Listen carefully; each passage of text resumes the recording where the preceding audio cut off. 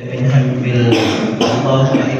اللهم إنا نعوذ بك من الهم والحزن ونعوذ بك من العجز والكسل ونعوذ بك من الجبن والبخل ونعوذ بك من غلب الدين وضعف الرزق وصلى الله على سيدنا محمد وعلى آله وصحبه أجمعين والحمد لله رب العالمين. Bapak-bapak, ibu-ibu jemaah salat subuh yang dimuliakan oleh Allah Subhanahu wa taala, kita kembali bersyukur kepada Allah dengan ucapan alhamdulillahirabbil alamin. Allah telah menghidupkan kita dari kematian kita. Ini merupakan kenikmatan yang amat sangat luar biasa sekali. Salah satu dengan cara mensyukuri nikmat Allah adalah melaksanakan salat subuh secara berjamaah. Alhamdulillah, semoga kita termasuk menjadi hamba-hamba Allah yang paling bersyukur atas nikmat Allah Subhanahu wa taala. Salawat kepada baginda Muhammad sallallahu alaihi wasallam, mengucapkan Allahumma shalli ala sayyidina Muhammad wa ala ali sayyidina Muhammad. Assalamu alayka ya Rasulullah, assalamu alayka ya Habibullah. Bapak-bapak, ibu yang dimuliakan oleh Allah Subhanahu wa taala, pada pagi hari ini kita membacakan satu buah hadis baginda Muhammad sallallahu alaihi wasallam, yang mana hadis ini amat sangat penting sekali dan menjadi pondasi hukum Islam. Orang yang rajin ibadah, bolak-balik ke Mekah, bolak-balik ke haji ataupun umrah, tidak bakalan diterima oleh Allah Subhanahu wa taala kalau dia tidak memahami hadis ini. Dan hadis ini juga menjadi pondasi ulama-ulama fikih, dasar-dasar ulama-ulama fikih untuk menjadikan hadis ini kaidah bagi kehidupan umat Islam terutama. Apa dia hadisnya? Hadis ini sahih yang diriwayatkan oleh Imam Muslim. Dari Abu Hurairah radhiyallahu anhu, dia berkata, Abu Hurairah ini gelar Bapak Ibu, dan dia bersama Rasulullah kurang lebih 3 tahun. Ada riwayat mengatakan 4 tahun. Nama aslinya adalah Abdurrahman bin Sakhar. Abdurrahman bin Sakhar, dia adalah orang Yaman.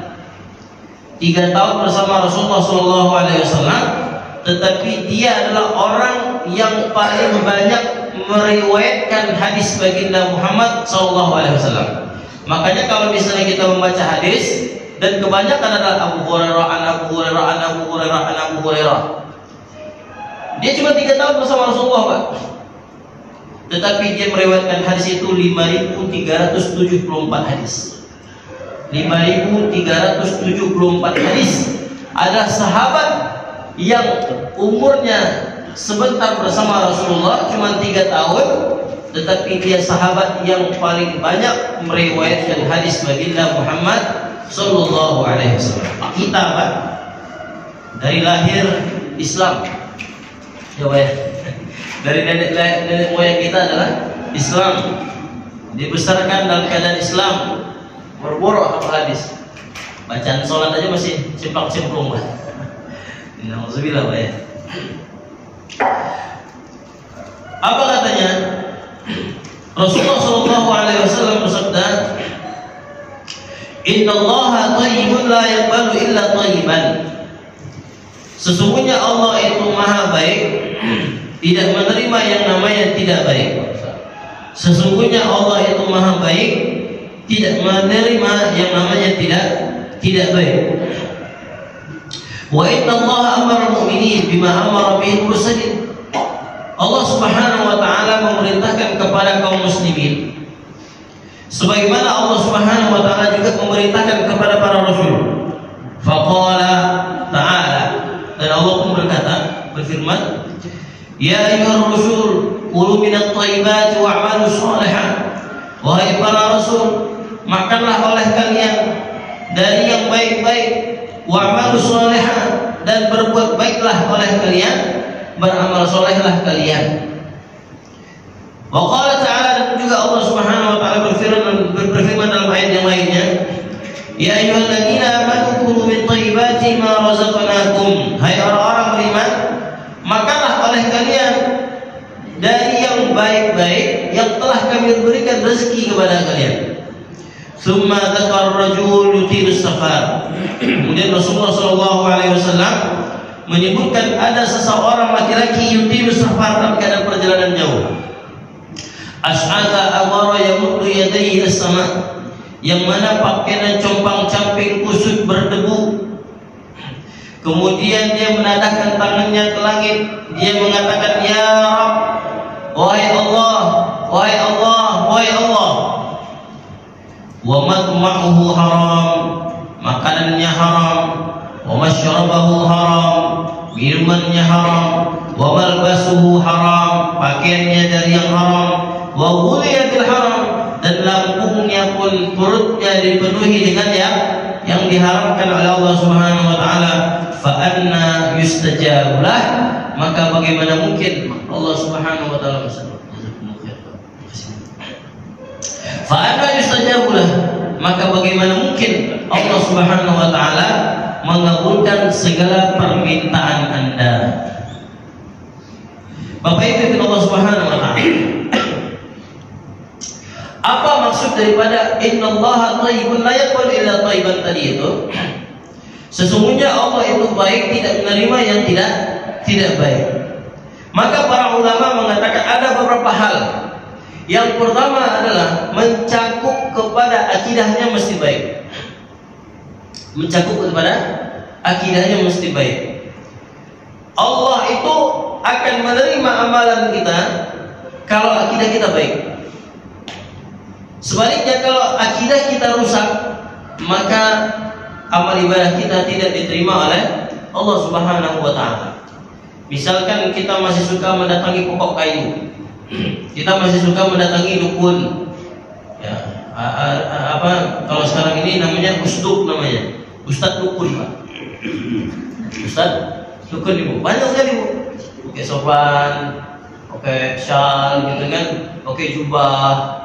Nanti kalau ada orang-orang kesurupan begitu, ya dia datang dengan membaca apalah gitu kan, atau mungkin kita datang sama dia, ya ini gimana Pak Dukun, nanti dia pakai wasilah, nanti orang dia juga yang kesurupan, bukan orang lain, orang dia juga yang kesurupan, ternyata buat Ustaz Dukun namanya, usduk namanya. Nah, ini bahaya. Dalam Islam itu dikenal dengan ilmu ruqyah atau terapi Al-Quran. Ya, terapi Al-Quran adalah sunnah baginda Muhammad sallallahu alaihi wasallam. Kata Allah, wa nunazzilu minal Qur'ani ma huwa shifaa. Tak perlu kita sama Ustaz Dukun. Kenapa? Karena Allah menurunkan Al-Quran itu sebagai obat. Wa nunazzilu minal Qur'ani ma huwa shifaa. Kami turunkan Al-Quran itu sebagai obat. Wa rahmatul lil mu'minin, dan rahmat kepada orang-orang beriman. Selesai. Kalau sakit kita ambil air minum, dia baca Al-Fatihah ayat kursi 3 kul 7 kali ditiupkan ke dalamnya jadi syifa. Kita baca Yasin, jangan wazir, ambil air, kumpulkan air itu semuanya, taruh di tengah-tengah, biarkan sebagai syifa, baca Yasin bareng-bareng. Minum airnya setelah baca Yasin, jadi syifa airnya. Begitu Bapak Ibu. Ya, begitu yang diajarkan di dalam agama kita. Nah, kata Rasulullah SAW, man ata kahinan aw arrafan, barang siapa yang mendatangi dukun atau mendatangi paranormal, mau pesta Pak, mau pesta datangi dukun dulu. Pak Dukun, ini besok kami mau pesta, tolong tahan hujannya dulu. Nah, ini dia, ini kerjaan Jawa Pak. Tolong dialihkan dulu ke sana, semacam lah. Nah, ini ya. Walaupun ada doa, kalau sunnah kan ada doanya kan. Ya Allah, tahanlah hujan ini ya Allah. Ya Allah, alihkanlah hujan ini ya Allah. Kan begitu. Jangan jadikan hujan ini sebagai azab bagi kami wahai Allah. Kan begitu Pak. Nah, kalau kita enggak, kita sembelih dulu 1 ekor kambing. Sama orang jahiliyah itu begitu. Maka ketika datang wali songo, maka wali songo itu menghapuskan semua ajaran-ajaran seperti ini. Nah, coba kalau kita telusuri sejarah lagi Pak. Kalau kita telusuri sejarah lagi, bagaimana wali songo itu mendakwahkan kalimat la ilaha illallah kepada orang-orang Jawa yang mana dulunya masih banyak melakukan hal-hal yang menyimpang daripada agama kita. Diajarkan nggak boleh. Ada menyembelih orang dulu ya untuk mendatangi hujan. Nggak begitu. Kalau kita diajarkan untuk sholat istisqa, ya sholat istisqa. Nah, barang siapa yang mendatangi dukun atau mendatangi paranormal dan wa yusaddiquhu, dan dia membenarkan perkataan paranormal itu, lam tuqbal sholatuhu arba'ina yauman, maka Allah tidak menerima amal ibadahnya selama 40 hari 40 malam. Nah, coba. Allah tidak menerima sholat kita 40 hari 40 malam, bukan saya katakan, Rasulullah SAW. Maka kau boleh Bapak Ibu, kalau misalnya ini banyak akidah-akidah yang melenceng, ya, akidah-akidah kita di bawah naungan Imam Asy'ari, Imam Al-Maturidi, udah selesai, kita ikutin para ulama, ya, seperti Imam An-Nawawi rahimahullah, Imam Ibnu Hajar Al-Asqalani. Mereka semua itu bermazhab akidah Asy'ari, mereka itu bermazhab Imam Al-Maturidi, dan mereka pun bermazhab Imam Syafi'i. Nah, Imam Syafi'i. Kalau kita ya nggak tahu lah imam apalah kita, penting ibadah gitu kan. Nah, seharusnya kita belajar fikih juga, kita belajar ya runut Pak, dari awal kita belajar. Alhamdulillah kalau di sini ya masih runut belajarnya Pak. Di tempat-tempat yang lain nggak runut belajarnya Pak, suka hatinya. Nah, alhamdulillah kalau di sini kan runut Pak, pakai kitab jelas, ini bukunya, ini dalilnya, ini sampaikan para ulama, jadi menjadi rujukan. Karena memang akan diminta pertanggungjawaban nanti kita di hadapan Allah Subhanahu wa taala. Kenapa kita tidak mau belajar agama Allah? Ya. Baik. Nah, ini mencakup daripada akidah Pak. Innallaha thayyibun la yaqbalu illa thayyiban. Sesungguhnya Allah itu baik. Allah itu maha baik, tidak menerima yang tidak baik. Dari segi yang pertama, akidahnya mesti benar, akidahnya mesti lurus, akidahnya mesti salim. Kalau nggak benar akidahnya, kalau nggak benar berimannya kepada Allah Subhanahu wa taala, kepada takdir baik takdir buruk, maka Allah tidak menerima segala amal-amalan kita. Ya, misalnya kita diuji oleh Allah, misalnya nauzubillah. Kan ingat kaidahnya dalam agama kita, Allah menguji kita tidak di luar batas kemampuan kita. Itu kaidahnya. La yukallifullahu nafsan illa wus'aha. Allah tidak bakal menguji kita di luar batas kemampuan kita. Itu kaidah dalam kehidupan kita Bapak Ibu. Kita diuji oleh Allah. Apa? Berupa apa? Biasanya ujian itu datang ketika kita benar-benar sayang dan merasa memiliki terhadap segala sesuatu. Itu dia. Allah akan uji kita. Makanya kita jangan pernah merasa memiliki sesuatu. Kita punya jabatan ya pensiun, habis stres berat. Nah ini Pak, karena kita merasa memiliki jabatan itu. Habis jabatan itu sampai mana lah Pak?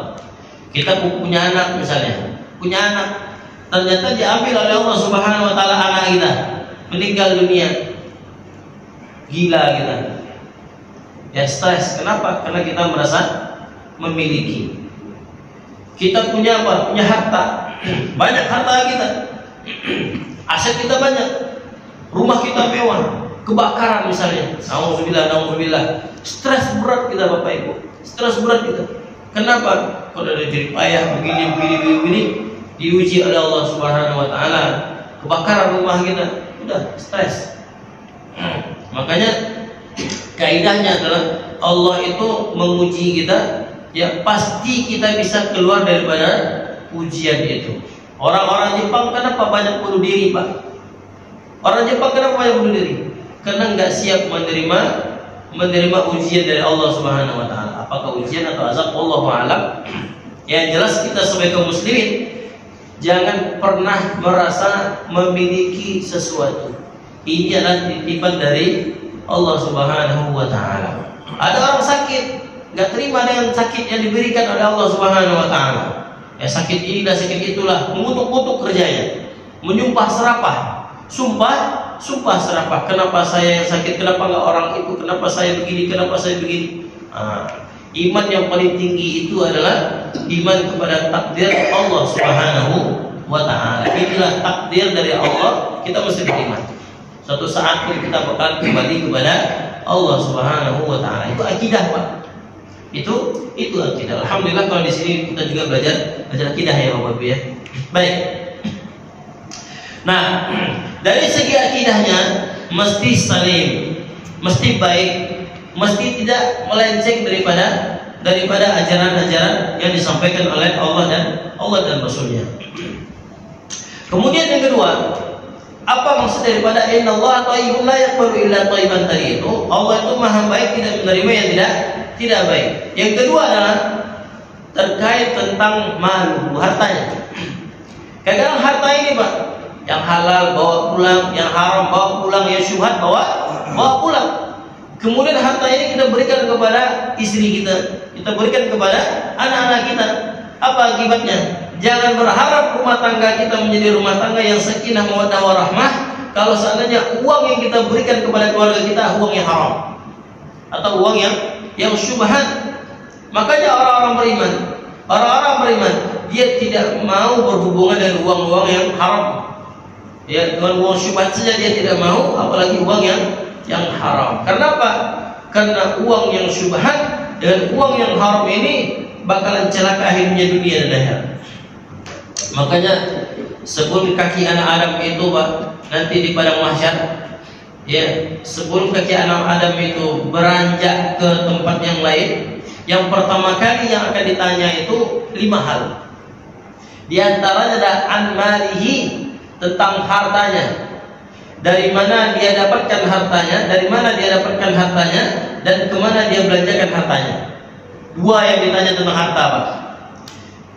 Dari mana dia dapatkan hartanya dan kemana dia belanjakan hartanya. Misalnya kita punya baju. Kita punya baju, ya kita beli sekian, tapi Ibu baju cantik itu tuh cuma dipakai untuk pesta kondangan saja.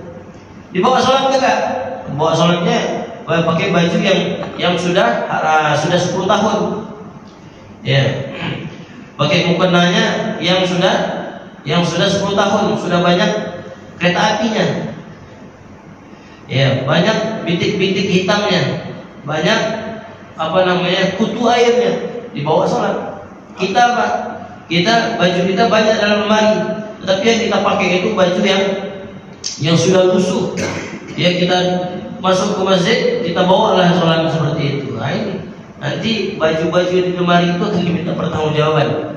Ya, kenapa baju itu dibeli tapi tidak dibawa untuk ibadah kepada Allah Subhanahu wa taala? Mobil kita dibawa tidak untuk beribadah kepada Allah. Ya, dibawa untuk majelis ilmu, dibawa untuk melaksanakan apalah begitu untuk ibadah kepada Allah Subhanahu wa taala. Begitu juga dengan mobil kita. Dan semuanya terkait tentang harta. Nah, harta di sini Bapak Ibu Allah Subhanahu wa taala, banyak orang-orang yang tidak peduli terhadap hartanya. Ya, salah satunya apa? Tentang riba. Sekarang banyak pinjol, Pak. Ya, stres sedikit pinjol, stres sedikit pinjol. Ini bahaya.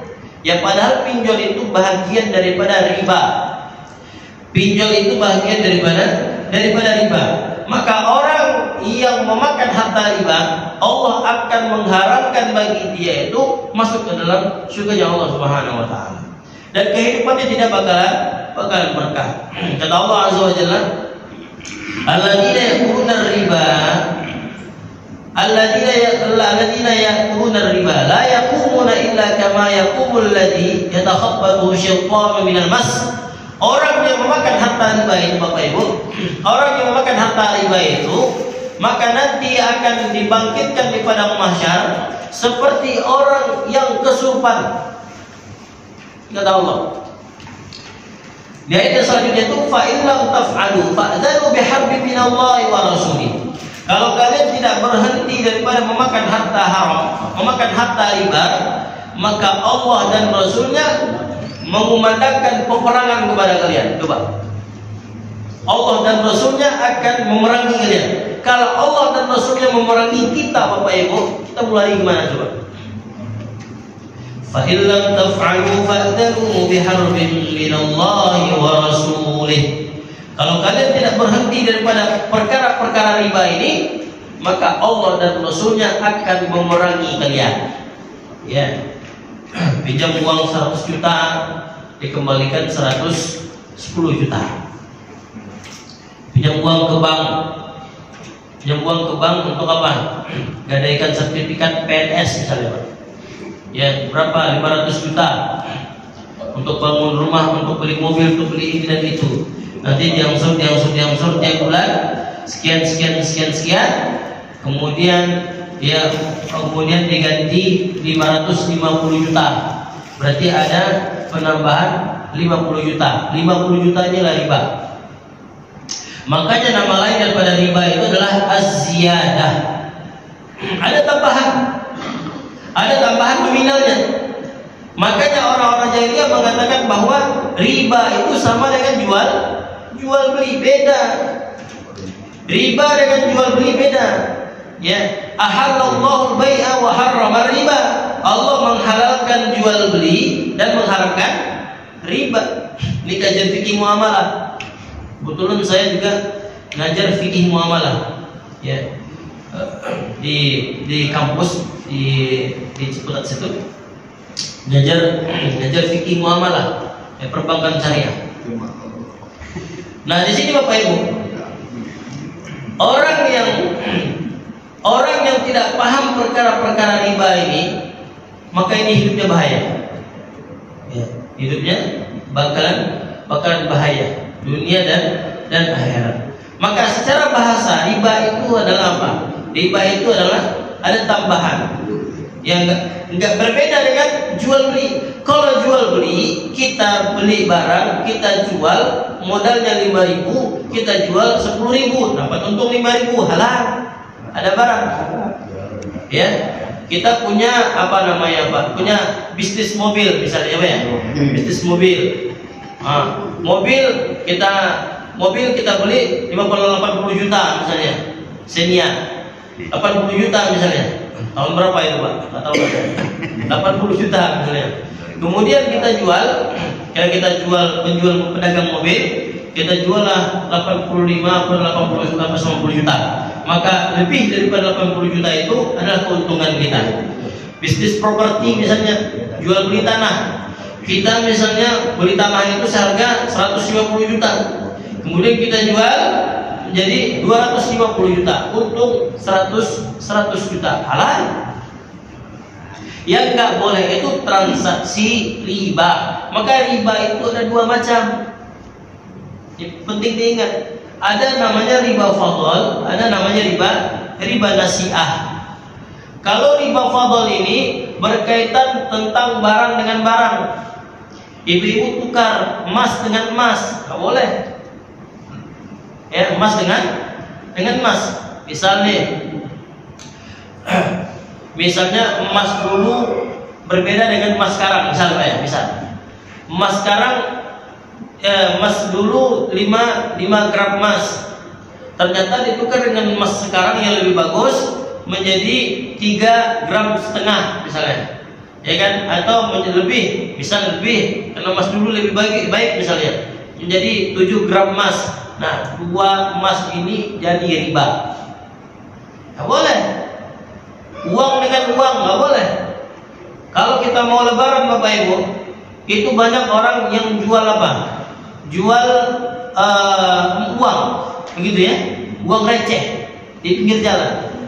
100.000 bayarnya 110.000 misalnya kan? Itu riba. 100.000 ya dibayar menjadi 110.000, 10.000-nya riba, transaksi riba.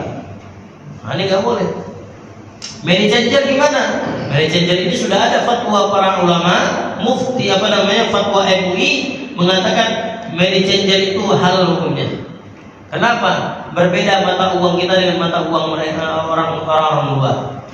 Itu alasan MUI, makanya halal. Ya gitu. Makanya kita kalau tukar uang real, kita tukar uang real dengan uang rupiah dengan real, itu halal. Ya, tidak ada pengharaman di sana. Itu sudah sepakat para ulama juga, termasuk MUI kita.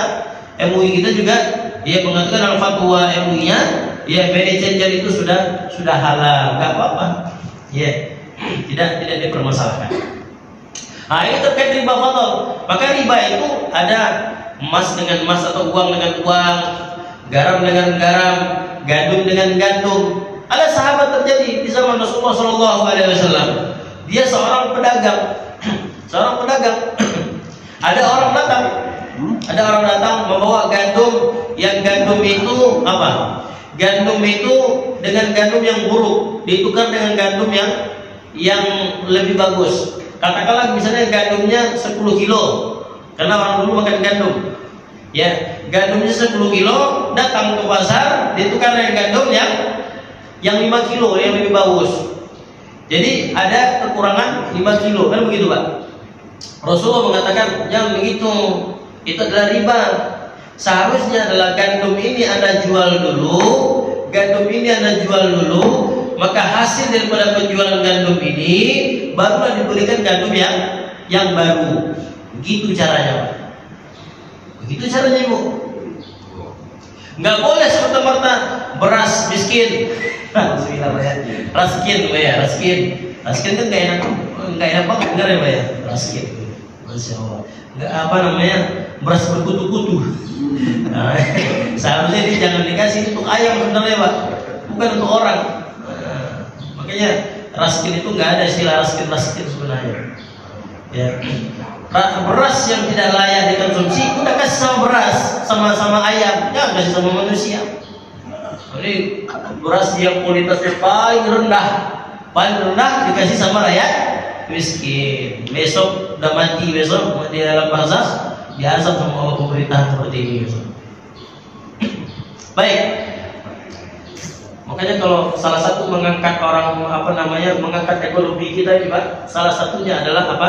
Bayar zakat. Kalau zakat ini dikelola dengan baik, Indonesia nggak bakal ada orang miskin satupun Pak. Dan ada penelitian, saya pernah baca risetnya itu, negara terkaya SDA-nya seluruh dunia adalah Indonesia nomor 1 Pak. Kalau tidak korupsi. Tetapi menjadi rakyat termiskin kalau SDA-nya itu dikorupsikan. Coba.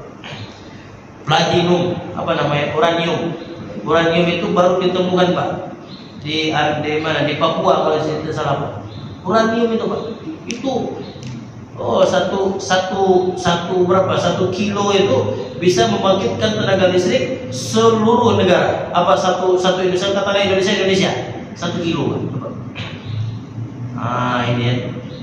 Ini riset Pak yang saya sampaikan. Baik, balik ke sini. Makanya nggak boleh beras yang kurang bagus, yang seharga 10 kilo kita ke tempat tukang beras jual beras diganti dengan beras yang harga 5 kilo. Ini nggak boleh. Seharusnya beras yang kurang bagus ini diganti dulu atau dijual dulu dengan tukang beras. Pak, ini saya punya beras 10 kilo, saya mau jual berapa kira-kira mau dibeli? Oh, saya beli cuma 100.000, nggak apa-apa. Ya, 100.000 dibelinya, kemudian 100.000 itulah kita beli dengan beras yang baru. Nah, begitu seharusnya. Ya, makanya emas dengan emas atau uang dengan uang nggak boleh. Kemudian garam dengan garam nggak boleh. Kemudian gandum dengan gandum nggak boleh. Kurma dengan kurma nggak boleh. Ya, itu adalah barang tukar yang mesti ditukarkan terlebih dahulu, ya, kemudian baru dibeli dengan barang yang baru. Nah, begitu dia.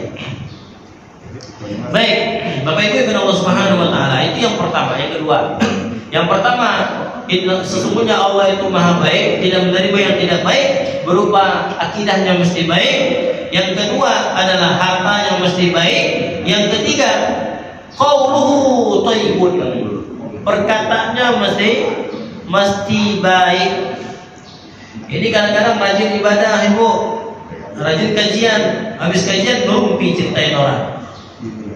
Ya, habis kajian, habis sholat, habis tahajud ngomongin orang. sibuk ngomongin orang, sibuk oh dia begini, dia begini, yang benar kita aja misalnya gitu kan. Nanti kacau kita begini. Berarti ada yang salah dalam hati kita. Perkataan yang kotor yang keluar dari lisan kita itu biasanya hatinya rusak. Ya hatinya rusak. Yang tahu hati kita rusak enggaknya itu ya kita sendiri, bukan orang lain. Yang tahu kondisi hati kita bukan orang lain. Ini kamu riak nih, kamu begini, kamu begini. Yang tahu kita ya kita. Yang tahu hati kita ya kita. Begitu kata Imam Al-Ghazali dalam kitab Ihya. Maka orang yang terlontar perkataan suka merumpi, suka gibah, suka gunjing, suka fitnah, suka ngomong-ngomong yang tidak disukai, ya suka ngomong carut marut dan seterusnya, berarti hati yang kotor. Berarti hati yang kotor. Sesuatu yang kotor dalam hati maka akan keluar dari lisannya kotor juga. Perbuatannya bakal kotor juga. Makanya Rasulullah mengatakan kepada para sahabat, wahai para sahabat-sahabatku, atadaruna man muflis? Tahu nggak kalian siapa orang yang bangkrut nanti di hadapan Allah? Ya Rasulullah, orang yang bangkrut itu ya mereka yang tidak bawa dirham, tidak bawa dinar, tidak bawa perak, karena otaknya cuma duit gitu. Nah, kata Rasulullah bukan begitu orang yang bangkrut. Orang yang bangkrut itu adalah mereka yang membawa pahala hajinya, mereka yang membawa pahala umrohnya, mereka yang membawa pahala zakatnya, mereka yang membawa pahala amal ibadahnya, zikir, baca Quran dan seterusnya. Dibawa di hadapan Allah Subhanahu wa taala Bapak Ibu. Tetapi semua pahala ini diberikan kepada orang-orang yang pernah dia sakiti di dunia, yang pernah dia zalimi, yang dia pernah sumpah serapahi, yang pernah dia tempelengi. Nanti di padang mahsyar dibayarlah ini dengan amalan soleh yang dia lakukan di permukaan bumi ini Bapak Ibu. Itulah Bapak. Di sana bukan dibayar dengan uang lagi Pak. Di sana gak laku uang. Ya, dan Allah pun nggak mau disogok dengan 250 triliun Pak. Nggak bisa disogok Allah sehingga harga segitu. Nggak bisa disogok. Ya Allah itu maha bijaksana, maha adil. Ya. Maka kalau seandainya amal solehnya habis bagaimana? Nah, kalau misalnya amal solehnya habis, maka kalau misalnya ada tersisa dosa sama orang ini, maka dosanya pun diberikan kepada sini yang menzalimi dia. Orang yang terzalimi ini dosanya masih ada. Kemudian diberikan kepada orang yang pernah yang menzalimi ini. Yang menumpuk, tadinya ahli surga, kemudian berubah menjadi ahli neraka. Makanya orang yang paling banyak masuk surga itu bukan orang yang banyak duitnya, bukan orang yang paling banyak hartanya, bukan orang yang paling banyak baca Al-Qurannya, bukan. Orang yang paling banyak masuk surga itu kata Nabi, ahsanu khuluqa, orang yang paling baik akhlaknya Bapak Ibu. Kalau ada tetangga kita kelaparan, miskin ya, butuh uang untuk sekolah anaknya, perhatian kita sama dia, ya kan? Anak yatim dia, mau putus sekolahnya, kita datang ke rumahnya. Kamu mau sekolah di mana nak? Pesantren mana? Ya udah Bapak masukin ya. SPP-nya Pak. Ya aman, SPP-nya nanti saya bayarin. Nah itu dari surga itu Pak. Itu dari surga itu. Kata Nabi, la yu'minu ahadukum hatta yuhibba li akhihi ma yuhibbu li nafsihi, kata Nabi. Tidak sempurna keimanan di antara kalian sehingga kalian mencintai orang lain sebagaimana kalian mencintai diri kalian. Dan riwayat yang lain mengatakan tidak beriman di antara kalian kurang sempurna keimanan kalian, kalian kenyang sementara tetangga kalian kelaparan. Maka zalim ibu, zalim. Kalau kita memasak makanan yang mau wangi misalnya, wangi kan, seberapa wangi ya Pak, sampai 40 kilo masih wangi juga masakan ibu. 40 kilo, saking harumnya. 40 kilo itu masih dikasih semua itu. Begitu kita Imam Al-Ghazali. Makanya kalau kita masak itu Mas, kalau Nabi itu masak, Nabi itu membanyakkan kuahnya, ya, kemudian mengasihkan sama orang. Kalau kita kan kuahnya kita banyakin, lauknya untuk kita, kasih buahnya doang. bukan begitu.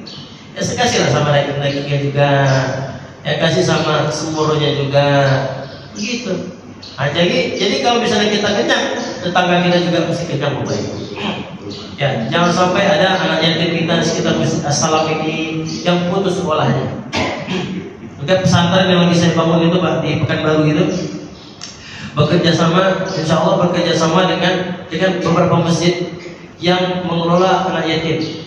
Ya misalnya As-Salam misalnya, ada Masjid As-Salam ini mengelola anak yatim, anak duafa. Ya berapa orang? 2 orang misalnya begitu. Nanti masuk ke pesantren, nanti yang memberikan dana itu adalah dari As-Salam. Ya 2 orang inilah akan menjadi ulama di ke depannya Pak. Jadi kalau misalnya kita berikan uang santunan 10.000, 100.000 tiap bulannya sama anak yatim, ya habis begitu saja. Tapi kalau kita sekolahkan dia, kita bimbing dia, kita berikan biaya untuk sekolah dia, hari jadi orang. Nah, begitu ya. Baik, balik ke sini. Maka ucapan itu mesti benar, Pak. Ya, tidak boleh sumpah serapah kepada siapapun. Ya, kalau Nabi Muhammad SAW itu tidak pernah mencaci maki kepada siapapun, Pak. Itu Nabi, Pak. Kita nggak Nabi, gitu. Kita nggak Nabi. Tapi kenapa kok bisa kita caci maki sumpah serapah? Sedangkan Nabi kita saja tidak pernah mencaci maki sumpah serapah. Coba, pernah Abdullah bin Umi Maktum ya, orang yang sudah tua, Pak. Orang sudah tua bertanya tentang Islam. Dia bertanya tentang Islam. Kemudian Rasulullah itu apa? Memalingkan wajahnya. Memalingkan doang Ibu. Ya, turun surat Abasa wa Tawalla sampai ayat 11. Turun ayat 11, terus ayat 1 sampai 11, Abasa wa Tawalla. Itu sindiran oleh Allah Subhanahu wa taala kepada Nabi Muhammad, tidak boleh memalingkan wajah kepada orang lain. Sejak itulah Nabi Muhammad SAW kalau orang ngomong maka dia perhatiin begini, Pak. Kalau kita orang ngomong kita sambil jalan, Pak. Kalau Nabi itu, Pak, kalau ada orang ngomong sama dia, Nabi itu meluruskan badannya melihat siapa yang ngomong. Gak boleh, gak ada Nabi itu begini. Assalamualaikum, salam. Gitu. Kalau Nabi itu kalau ngomong, Pak, dia menghadapkan dadanya, wajahnya kepada orang yang berbicara. Kalau kita hari ini, Pak, sambil ngomong main HP, ya nggak? Nah ini rusaknya akidah kita, rusaknya akhlak kita hari ini. Coba. Kita lagi ngobrol, ada mohon maaf kalau ada main HP, nggak ada main HP ya? Nggak ada ya, alhamdulillah. Nah ini rusaknya akhlak kita hari ini, Pak. Rusak sekali akhlak kita. Makanya kalau bisa kita ngaji kitab Asy-Syifa. Kitab Asy-Syifa itu, Pak. Saya rencana mau menerjemahkan kitab Asy-Syifa itu, Pak.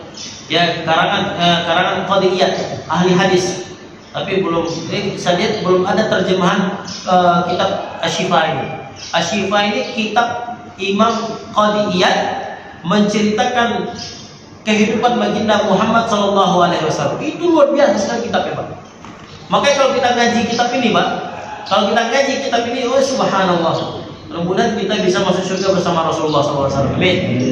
Ini, Pak. Ya, makanya kalau Nabi itu tidak pernah sumpah serapah kepada siapapun.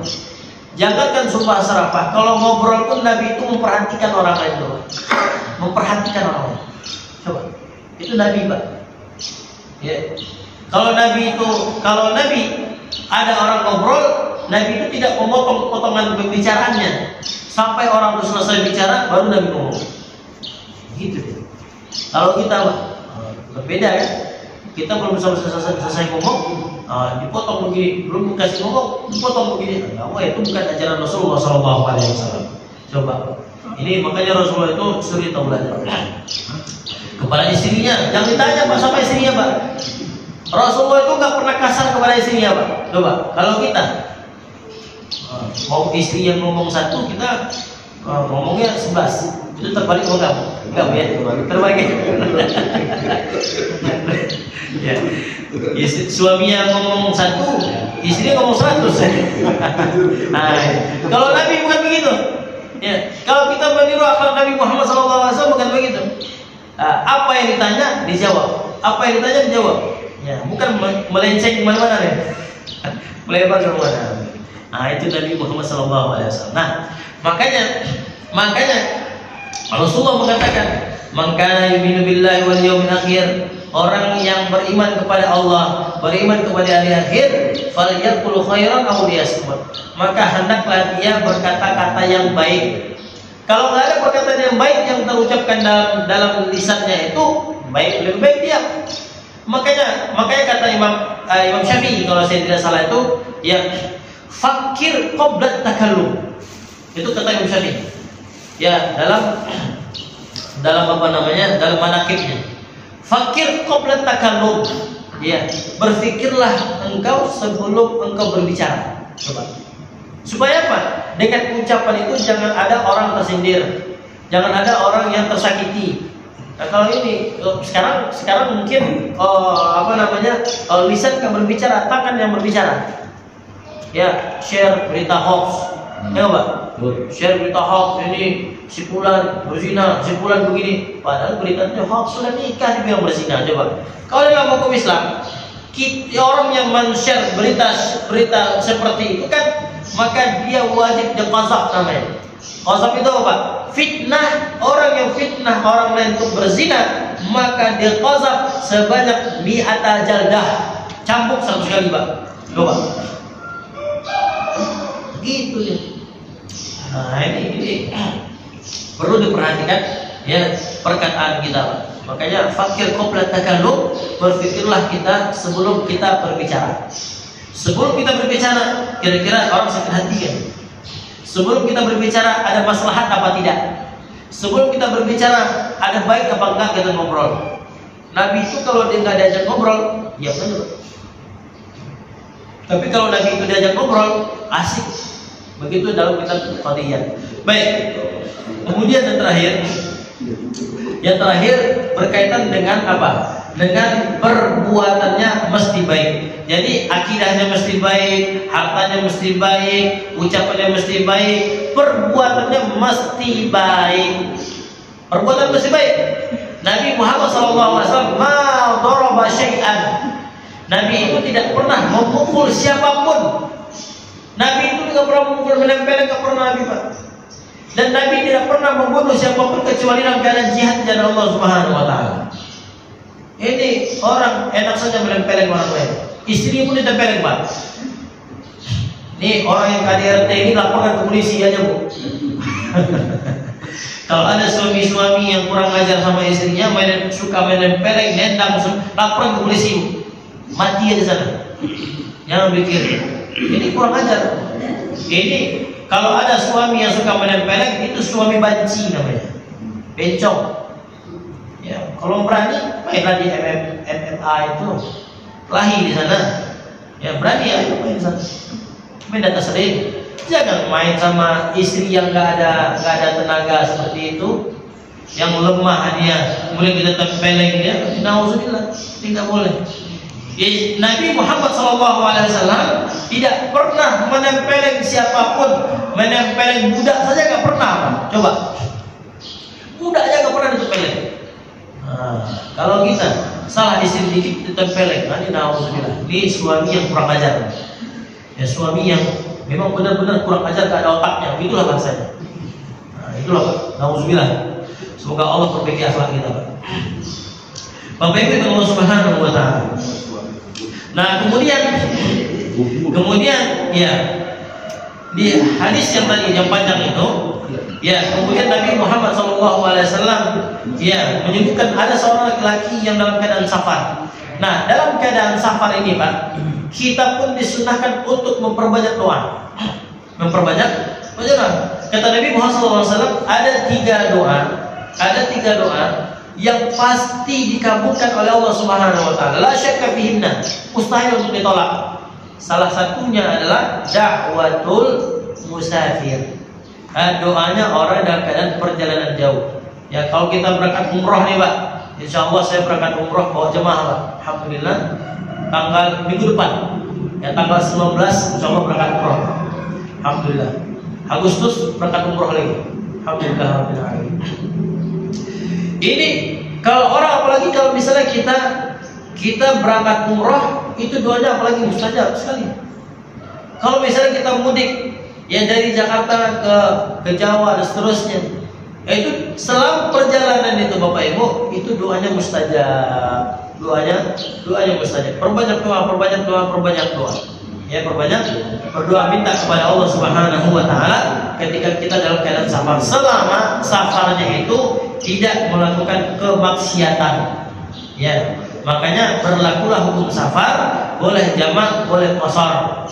Dalam mazhab Syafi'i, ya itu mesti diambil. Jamak dan qashar itu adalah hadiah dari Allah Subhanahu wa taala kepada orang-orang dalam keadaan perjalanan jauh. Nah, itu kajian dari fikih. Nah, kemudian ya, asy'ata abara yamuddu yadayhi lis-sama. Compang-camping pakaian kita, Pak, lusuh kita, kelaparan kita. Makanya orang yang sholat istisqa itu diusahakan dia benar-benar dalam keadaan hina, benar-benar dalam keadaan benar-benar butuh, minta kepada Allah Subhanahu wa taala. Maka disunahkan untuk berpuasa ketika mau sholat istisqa. Ya.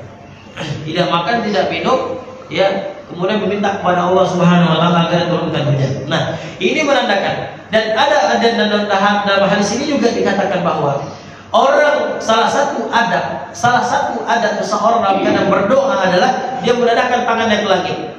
Makanya ketika ada orang haji atau umrah begitu kan, benar-benar ditadahkan tangannya ke langit, itu benar-benar menunjukkan dia benar-benar butuh bantuan Allah Subhanahu wa taala. Sebagaimana Nabi Muhammad SAW ketika salat istisqa, Nabi itu menadahkan tangannya ke langit, Pak, seperti ini, sampai nampak ketiaknya. Ya, Nabi itu kalau berdoa kepada Allah Subhanahu wa taala benar-benar menadahkan tangannya ke langit seperti ini, Pak. Nampak ketiaknya warna putih. Kalau kita kira warna hitam, Pak. Itu Nabi putih, Pak. Minta sama Allah Subhanahu wa taala. Hijau, Pak. Ada merah. Nah, begitu. Ungu boleh, Pak, ungu. Begitu, Pak. Makanya kalau kita berada, apalagi ketika kita berada di Mekah, minta sama Allah, benar-benar butuh. Ya, benar-benar butuh. Segala apapun hajat kita, minta kepada Allah Subhanahu wa taala dalam keadaan benar-benar butuh. Maka salah satu bentuk kebutuhan kita kepada Allah Subhanahu wa taala adalah yang menadahkan tangan ke langit sembari, ya Allah, ya Allah, ya Allah, ya Allah. Ya walillahi asmaul husna fad'uuhu biha. Allah itu memiliki nama-nama yang baik, maka mintalah dengan nama-nama yang baik itu. Ya Allah, ya Razzaq, wahai Allah yang Maha Pemberi rezeki, urzuqni halalan katsiran mubarakan fihi. Allah, berikan saya rezeki yang berkah, yang banyak, yang bisa bantu orang lain. Gitu. Wahai Allah yang Maha Pengampun, ya Ghaffar, wahai Allah yang Maha Pengampun, ighfir dzunubana, ampunkan dosa-dosaku ya Allah. Ampuni dosa-dosaku ya Allah. Kemudian apa lagi? Ya Latif, wahai Allah yang Maha Lembut, utuf qulubana, ya Allah, lembutkan hati kami ini ya Allah. Utuf qulubana, ya Allah, lembutkan hati kami ini. Minta begitu, Pak. Ya. Kan Allah itu memiliki nama 99 nama. Banyak nama-nama Allah, tapi disebutkan 99. Minta. Ya Rahman, wahai Allah yang Maha Pengasih, irhamni, berikan hamba ini kasih sayang Engkau ya Allah. Ya Rahim, irhamni ya Allah, berikan saya rahmat Engkau ya Allah. Begitu, ya, berikan saya rahmat Engkau, berikan rahmat Engkau kepada anak-anak hamba, istri hamba dan seterusnya. Nah, jadi salah satu cara untuk terkabulnya doa kita adalah dengan yang menadahkan tangan ke langit. Bapak Ibu Allah Subhanahu wa taala, kalau seandainya sudah kita lakukan makanan halal, sikap kita halal, semuanya halal, ya, maka insya Allah ya doa-doa kita akan dikabulkan oleh Allah Subhanahu wa taala. Mungkin sekian Bapak Ibu. Mohon maaf waktunya sudah lewat. Mungkin di antara kita ada tambahan-tambahan, silakan. Ustaz, Ya, Pak. Ya, Pak. Jika saya melihat seseorang nih, dia dititipin sesuatu, misalkan satu isi tas, terus orang itu membuka, padahal kan titipan itu nggak boleh kita lihat isinya apa, segala macam. Nah, misalkan, oh ternyata mangga, gitu. Diambillah satu itu, terus dia ada seperti lain di tasnya. Itu orang seperti itu tuh gimana kita menyampaikan itu biar tidak melakukan hal itu. Padahal pada saat itu saya pernah nggak boleh, itu titipan jangan di 20 kok punya orang. Saya bilang gitu. Nanti kalau dia timbangannya 2 kilo, berarti 2 kilo kurang. Itu gimana gitu? Jangan kan mangga Pak, amplop khotib aja dikurangi Pak. Nah, saya pernah begitu Pak. Jangan mangga, jangan mangga ya. UAS Pak, kan UAS itu guru saya Pak, dosen saya dulu bukan baru. Marah dia sama ada orang ustadz juga di Medan kalau masalah itu yang undang UAS dikasih 25 juta sampai ke UAS cuma 20 juta ya 20 juta. Nah ini kan biaya yang UAS itu, UAS bukan pasang tarif, tetapi uang yang dihasilkan itu adalah untuk pembangunan pesantren ya, pembangunan pesantren yang dibangun oleh UAS. Itu UAS ambil aja tuh kamu semuanya bangun deh. Abang kelas ini dulu waktu di Mesir kan, orang batu bara. Ambil sama kamu semuanya uang Bang, saya gak butuh uang. Coba. Jangan kan mangga Pak.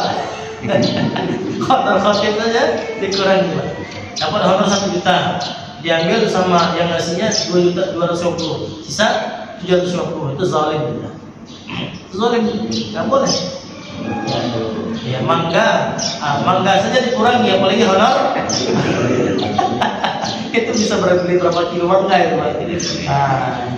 Ini bahaya. Berarti orang ini tidak zalim. Apa namanya, tidak amanah, ini zalim.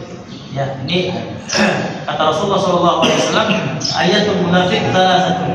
Ya, ciri-ciri orang-orang munafik itu ada 3. Salah satunya adalah tidak amanah. Ya, apabila diberikan diberi amanah, dia tidak amanah. Ini ciri-ciri orang-orang munafik. Jadi apa yang diberikan oleh orang, dititipkan oleh orang lain, kita kasih. Ya, berikan ini. Ya, jangan dipotong-potong. Ini sudah mulai korupsi Pak ya. Mangganya korupsi. Apalagi ya Allah. Mungkin ada lain Pak? Assalamualaikum. Sabar, Bapak itu. Saya nggak